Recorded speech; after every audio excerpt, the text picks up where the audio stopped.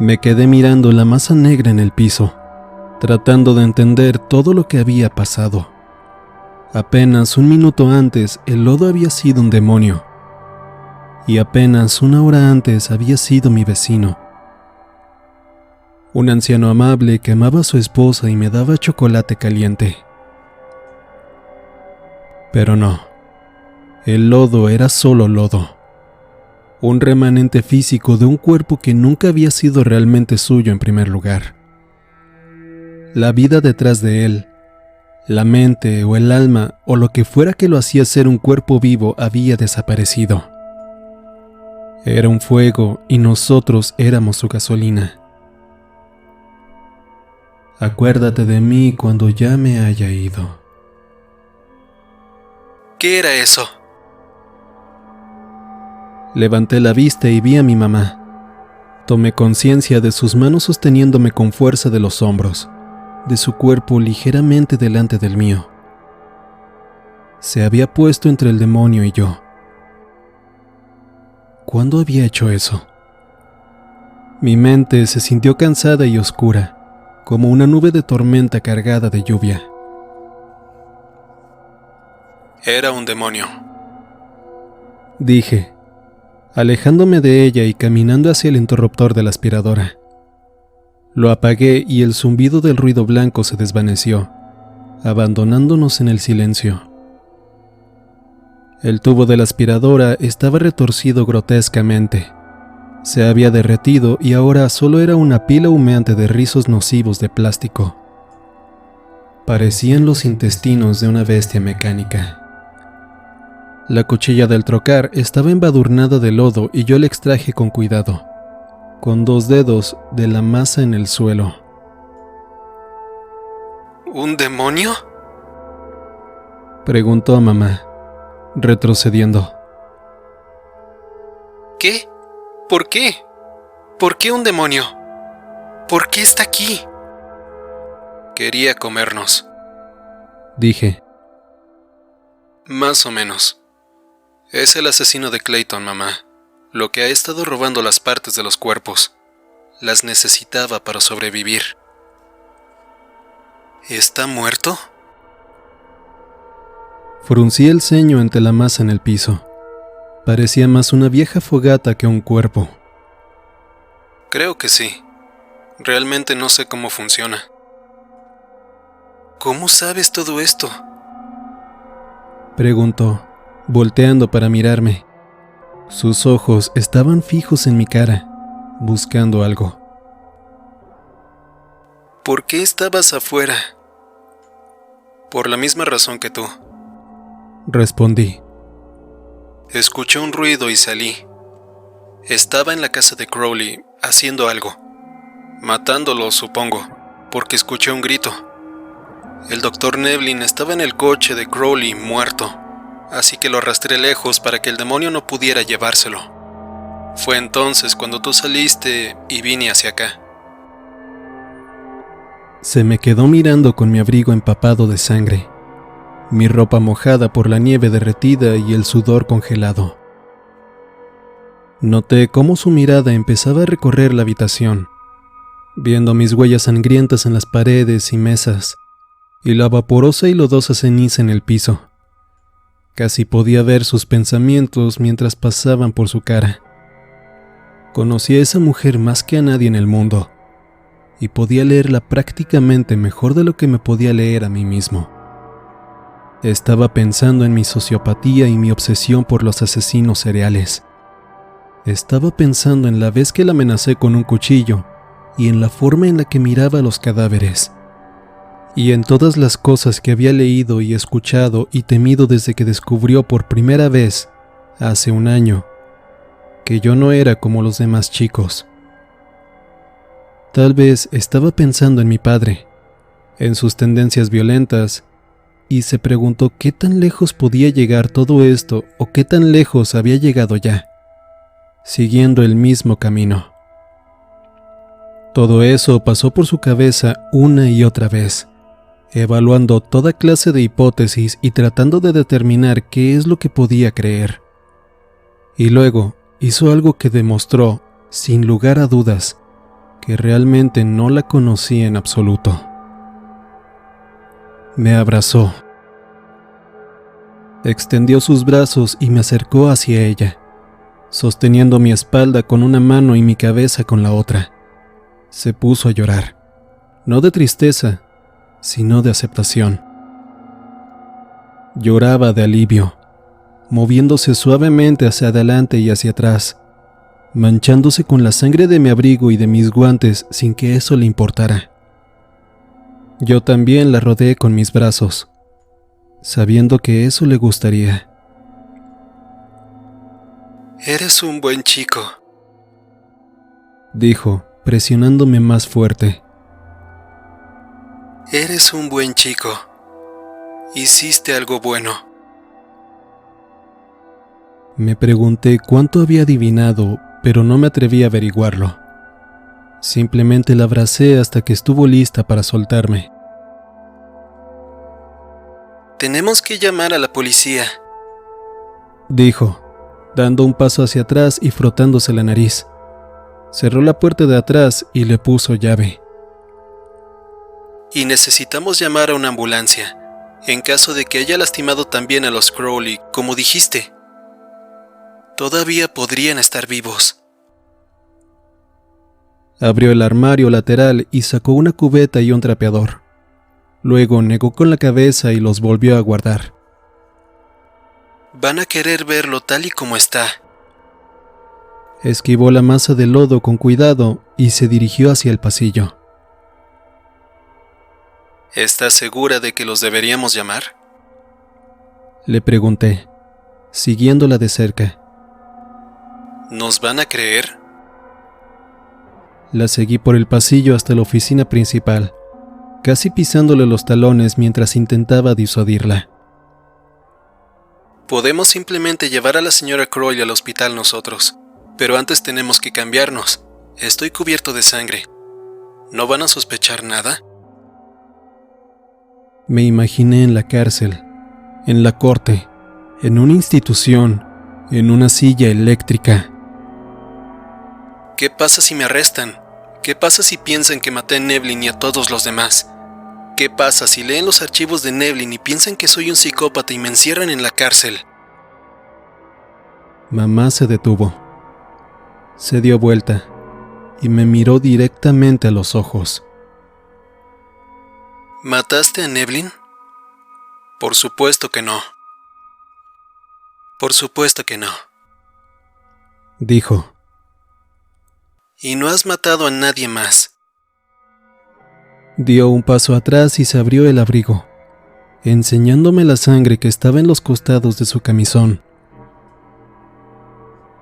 Los dos estamos ensangrentados. Dijo. Y los dos somos inocentes. Los policías van a entender que estábamos tratando de ayudar y tratando de permanecer con vida. Soltó su abrigo y dio un paso hacia mí, tomándome de los brazos con fuerza e inclinándose apenas para que nuestras caras quedaran a pocos centímetros de distancia.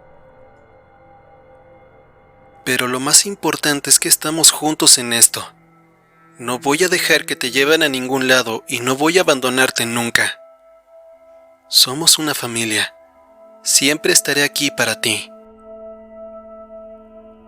Algo hizo clic muy dentro de mí y me di cuenta de que había estado esperando escuchar esas palabras durante toda mi vida. Me aplastaron y me liberaron al mismo tiempo, encajando en mi alma como una pieza de rompecabezas perdida por largo tiempo. La tensión de la noche, del día entero, de los últimos 5 meses fluyó fuera de mí como sangre desde una vena abierta. Y me vi a mí mismo por primera vez como mi madre me veía. No como un psicópata, no un acosador, no un asesino, sino un chico triste y solo. Me dejé caer en sus brazos y me di cuenta, por primera vez en 7 años, de que era capaz de llorar.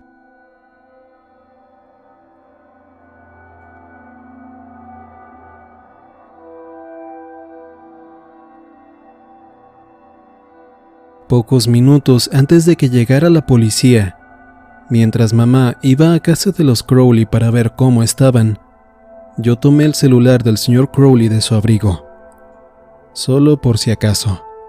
Revisé los bolsillos de Nevlin y tomé su celular también.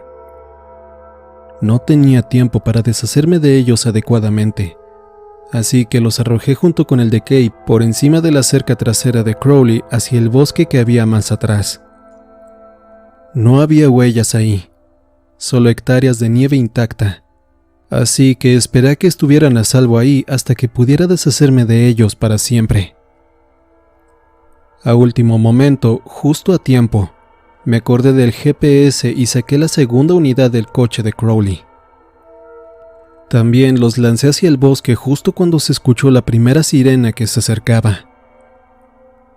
Pronto a las sirenas les surgieron luces intermitentes y una larga fila de coches patrulla, ambulancias y un equipo de materiales peligrosos e incluso un camión de bomberos. Los vecinos miraban todo desde sus porches y desde sus ventanas, temblando en sus abrigos y pantuflas como un ejército de uniformados distribuidos a lo largo de la calle y asegurando toda la zona. Encontraron y fotografiaron el cuerpo de Nevlin. Kay, todavía inconsciente, fue atendida y trasladada de urgencia al hospital. A mamá y a mí nos interrogaron, y todo el desastre en nuestra funeraria se analizó y catalogó meticulosamente. El agente del FBI que había visto en las noticias, el agente Foreman, nos interrogó a mi mamá y a mí en la funeraria durante casi toda la noche. Primero juntos, luego por separado, mientras el otro se cambiaba de ropa. Le conté y a cualquier otra persona que preguntó la misma historia que le había contado a mamá, que había escuchado un ruido, que había salido a ver qué estaba pasando y había visto al asesino ir hacia la casa de Crowley. Me preguntaron si sabía dónde estaba el señor Crowley y les dije que no. Preguntaron por qué había decidido mover el cuerpo de Nevlin y no pude pensar en una razón que no sonara como una locura. Así que solo respondí que me había parecido una buena idea en ese momento.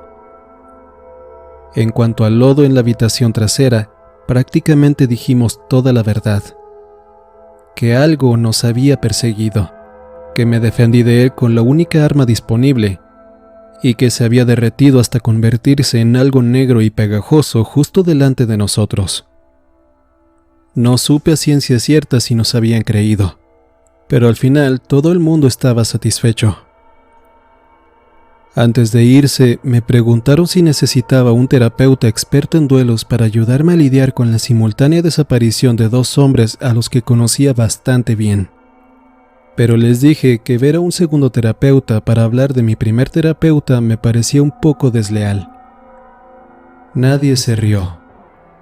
El Dr. Nevlin sí se habría reído. Por la mañana, la historia ya había corrido y mutado.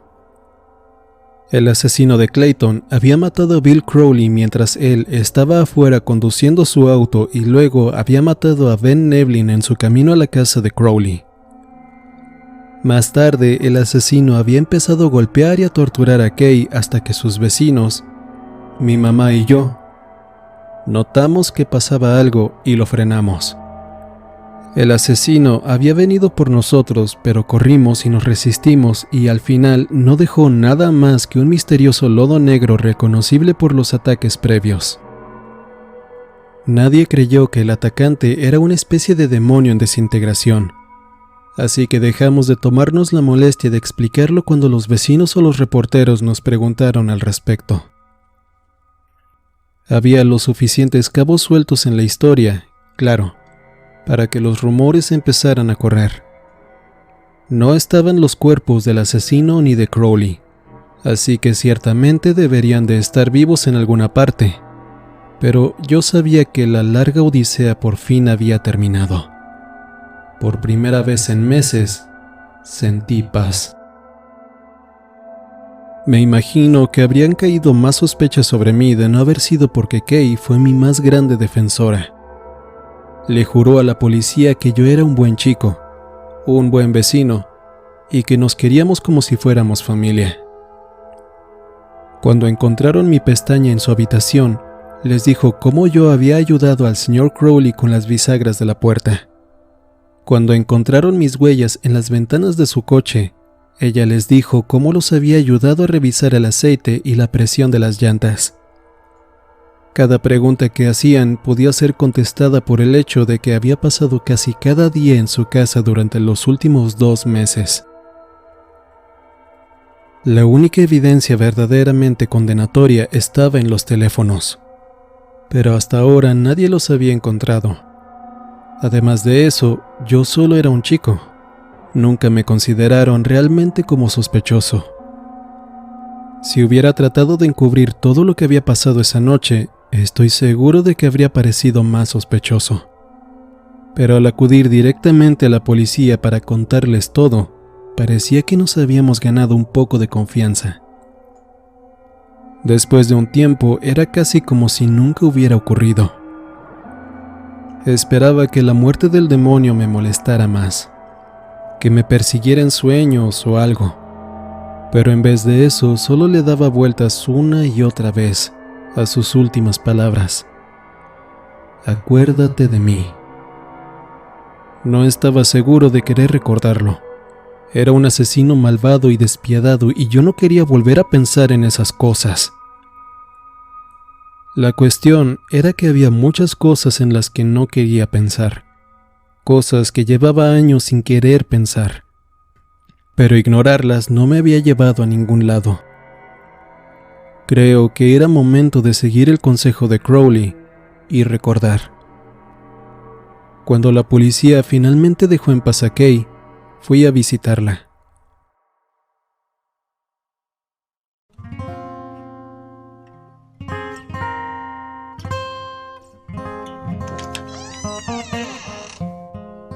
Me abrazó en cuanto abrió la puerta.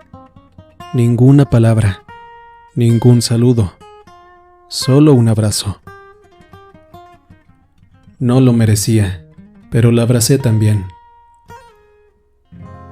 El monstruo rugió, pero lo miré fijamente. Él había recordado a esa pequeña y frágil mujer y sabía lo fácil que sería matarla. Pero concentré toda mi energía en mi autocontrol. Era mucho más difícil de lo que quería admitir. Gracias por venir, dijo con los ojos llenos de lágrimas. Tenía morado el ojo derecho y me sentí mal. Lo siento mucho. No lo sientas, querido, dijo llevándome hacia adentro de la casa. Tú no hiciste nada más que ayudar. La miré de cerca, estudiando su cara, sus ojos, todo. Este era el ángel que había domado un demonio. El alma que lo había atrapado y detenido con un poder que él nunca antes había sentido. Amor. Ella sintió la intensidad de mi mirada y me miró. ¿Qué pasa, John? Hábleme de él. Le pedí. ¿Sobre Bill? Bill Crowley. Dije. He vivido toda mi vida del otro lado de la calle, pero creo que no lo conocí en absoluto. Por favor, hábleme de él.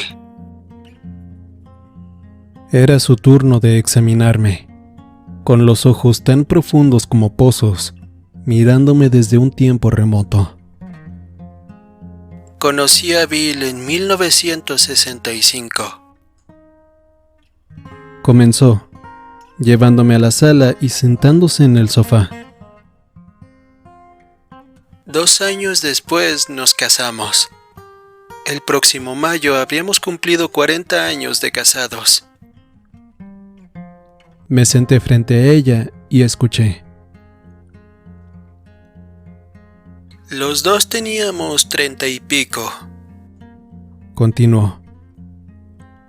Y en esos días, en este pueblo, ser soltera y tener 30 años me convertí en una solterona.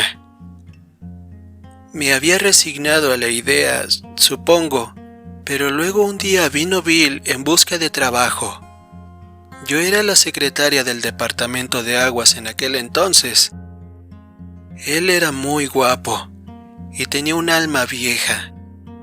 No estaba metido en las ondas hippies en las que estaban metidas muchas personas en ese entonces.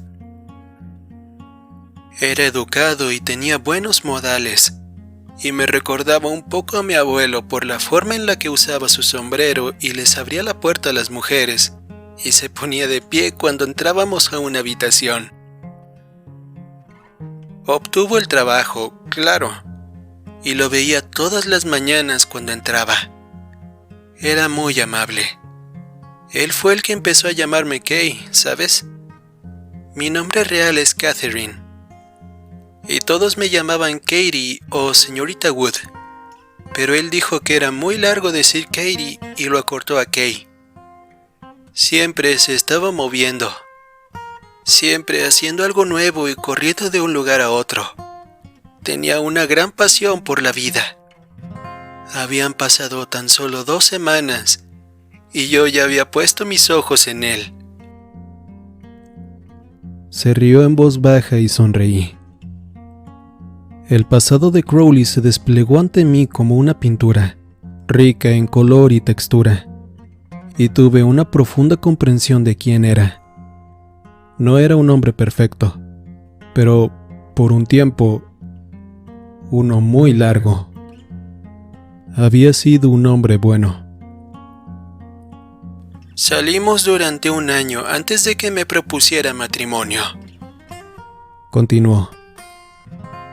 Luego, un domingo, habíamos ido a cenar a la casa de mis padres, con todos mis hermanos y hermanas y sus familias, y estábamos riéndonos y hablando, cuando se levantó y dejó la habitación. Tenía la mirada perdida. Lo seguí y lo encontré llorando en la cocina. Me dijo que nunca antes lo había entendido. Recuerdo claramente la forma en la que lo dijo. Nunca lo había entendido hasta ahora. Me dijo que me amaba más que a nada en el cielo y el infierno. Era muy romántico en su forma de usar las palabras, y me preguntó ahí mismo si quería casarme con él. Se sentó tranquilamente por un momento, con los ojos cerrados, recordando. Me prometió permanecer a mi lado para siempre, en la enfermedad y en la salud. En sus últimos días, él era más enfermedad que salud. Tú lo llegaste a ver, pero me lo siguió diciendo cada día. Me quedaré a tu lado para siempre.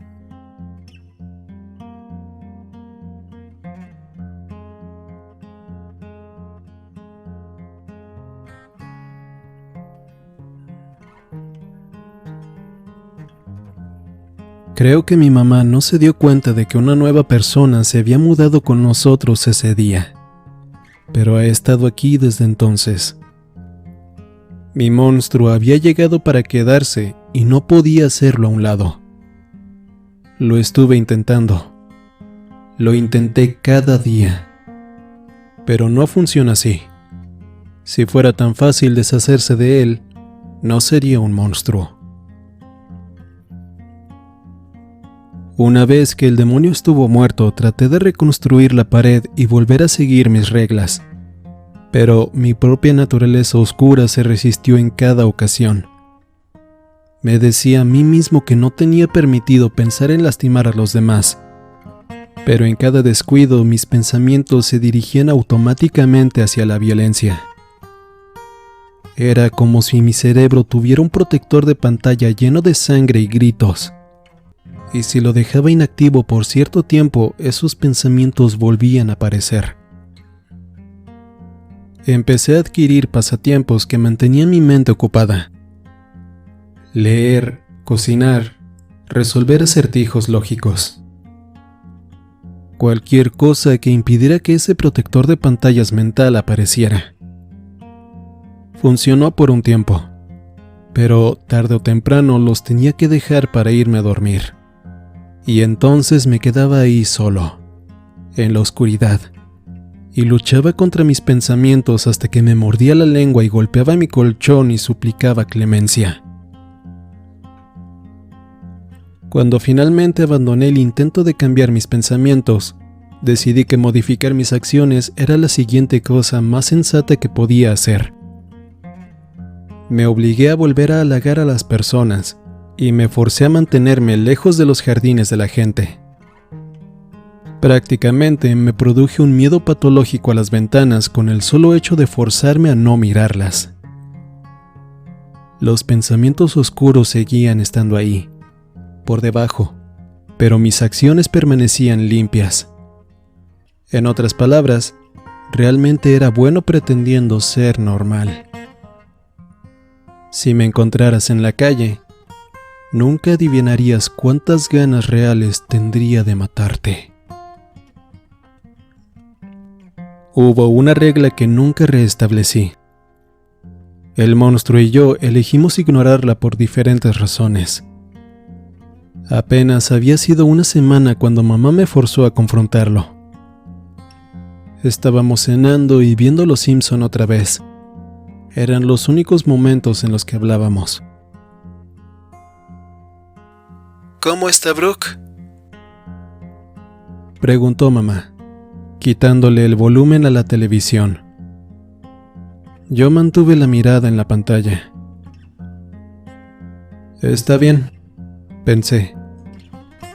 Ya viene su cumpleaños, y yo encontré su lista de invitados para su pijamada, arrugada en el bote de basura de su familia. Le gustan los caballos, el manga y la música de los 80, y siempre llega el transporte escolar tan tarde que tiene que correr para alcanzarlo. Yo sé cuál es su horario de clases, su promedio general, su número de seguro social y la contraseña de su cuenta de Gmail. No sé. Dije. Está bien, supongo. No la veo tan seguido. Sabía que no debería estar siguiéndola, pero, bueno, deseaba hacerlo. No quería renunciar a ella. Deberías invitarla a salir. Sugirió mamá. ¿Invitarla a salir? Tienes 15 años. Dijo mamá. Casi 16. Es normal. Ella no tiene piojos. No, pero probablemente yo sí. ¿Acaso olvidaste todo el tema de mi sociopatía? Pregunté. Mamá frunció el ceño. No tengo empatía. ¿Cómo se supone que voy a establecer una relación con alguien? Era una gran paradoja en mi sistema de reglas. Si me forzaba a mí mismo a no pensar en las personas en las que solía pensar, evitaba tener cualquier mala relación, pero en la misma medida evitaba cualquiera que pudiera ser buena. ¿Quién habló de una relación? Dijo mamá. Puedes esperar a los 30 para tener una relación si quieres. Sería mucho más fácil para mí. Solo estoy diciendo que eres un adolescente y que deberías estar divirtiéndote. Levanté la vista hacia la pared. No me manejo bien con las personas, mamá. Afirmé. Tú más que nadie deberías saberlo. Mamá se quedó en silencio por un momento, y yo traté de imaginarme qué estaba haciendo, frunciendo el ceño, suspirando, cerrando los ojos, pensando en la noche que la amenacé con un cuchillo. Has estado mucho mejor, dijo finalmente. Este ha sido un año duro y no estuviste siendo tú mismo. En los últimos meses había sido más yo mismo que nunca, a decir verdad, pero nunca le iba a confesar eso. Lo que necesitas recordar, John, agregó mamá, es que todo es cuestión de práctica. Dices que no te manejas bien con las personas. Bueno, la única forma de manejarte bien es salir y probar. Hablar, interactuar. No vas a desarrollar ninguna habilidad social sentado aquí conmigo. Pensé en Brooke y en todo el lugar que ocupaba en mis pensamientos.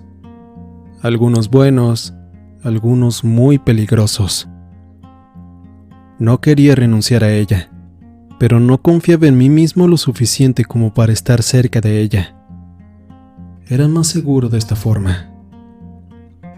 Sin embargo, mamá tenía razón en algo. Volteé hacia ella rápidamente, su cara cansada, su ropa desgastada, y pensé en cuánto se parecía a Lauren, y en cuánto se parecía a mí. Ella entendía lo que yo estaba atravesando, no por experiencia, sino por pura empatía. Era mi mamá, y me conocía, pero yo apenas si la conocía. ¿Por qué no empezamos con algo más fácil? Sugerí, tomando una porción de pizza. Yo, ya sabes, llegaré a conocerte y luego pasaré de ahí a algo más. La volví a mirar, esperando algún tipo de comentario despectivo sobre cómo hablar con otras personas era pasar a algo más. Pero en vez de eso vi sorpresa en su cara. Tenía los ojos muy abiertos, la boca apretada, y había algo en la esquina de su ojo. Vi cómo se convertía en una lágrima. No estaba triste. Conocía los estados de ánimo de mi mamá lo suficientemente bien para poder decir eso. Este tipo de lágrima era algo que nunca había visto. ¿Impresión? ¿Dolor? ¿Alegría? Eso no es justo. Dije, señalando su lágrima. Ponerte emotiva conmigo es hacer trampa. Mamá reprimió una sonrisa y me dio un gran abrazo. La abracé también, incómodamente, sintiéndome estúpido, pero algo contento. El monstruo volteó para mirar su cuello, delgado y desprotegido, y me imaginé cómo sería partirlo por la mitad. Me reprendí a mí mismo y me separé del abrazo. Gracias por la pizza de esta noche, dije. Estuvo buena. Fue el único elogio que se me ocurrió. ¿Por qué dices eso? Preguntó. Por nada.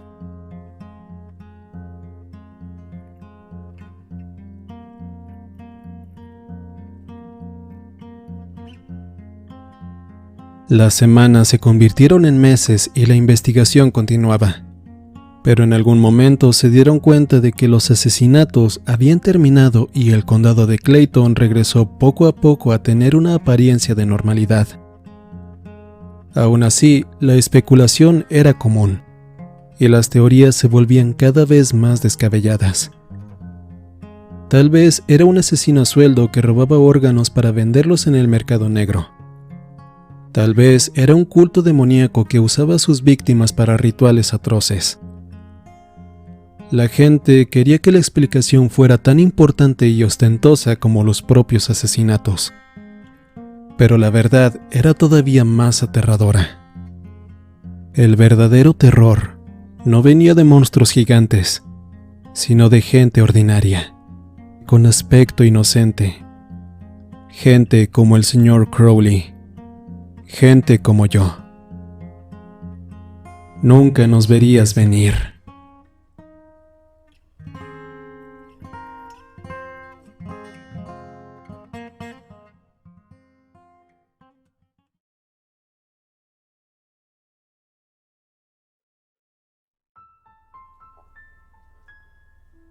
Hola.